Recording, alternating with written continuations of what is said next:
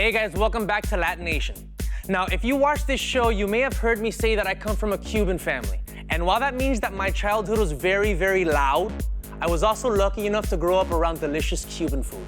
Now, up next, I take you on a visit to the premier Cuban bakery on the West Coast to see if it stacks up against the ones from my neck of the woods back in Miami. Along the way, I'll show you the history, the flavors, and the delicacy of Cuban comfort food. By the way, this segment is dedicated to my abuela Lola. Oye vieja, mira ver, pastelitos, croquetas, y papas rellenas. Enjoy.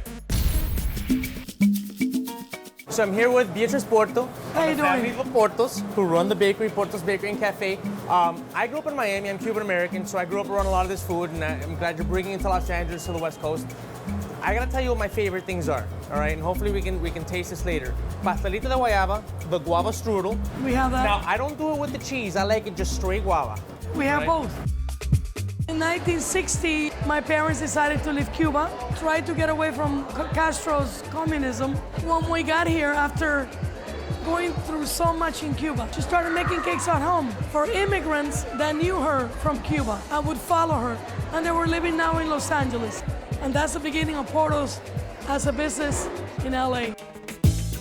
She didn't want us to work so hard, 7 days a week. But what happens is, we did it.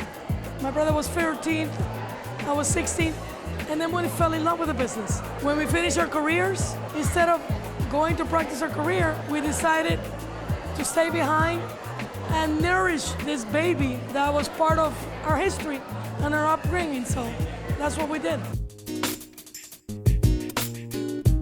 One of the things that's a secret to our success is our involvement in the community. So we work with the communities, with the schools, with all the nonprofits, and that makes us feel good, and it brings more people to us. The LA Union Mission. Every day when I close my doors, they take all my products and they go feed the homeless. Here in Downey, we give it to Food Help, and they give it to the elderly, which is an organization called Wheels on Meals. This is the cheese roll. It's probably my #1 seller. It's just sweetened cream cheese in the middle and puff pastry. When you're in this business this long, basically it's just like any business. You don't stay and wait for things to come to you. You go get it. We also keep coming up with new recipes. So my mom's recipe, the 5 things that she used to make, the potato balls, the meat pies, the guava strudels, the guava cheese, the chicken empanadas, all that is still our #1 items. But when the people come in and they look at the beautiful mango mousses and the beautiful tiramisus, they will also buy those. God forbid if I ever have to decide on a last meal. That would My be last meal would include croquetas de jamón, galletitas cubano, the Cuban and cracker. some pastelitos de guayaba. Now, croquetas are hard to explain to people that have never had them because the texture's a little different. It's soft inside. As a family business, the ultimate goal is to keep what we have now. To have, when people say Portos, the branding, the name means quality, pricing, great service, right? We don't want to ever stay away from our family values and from our family core as a business.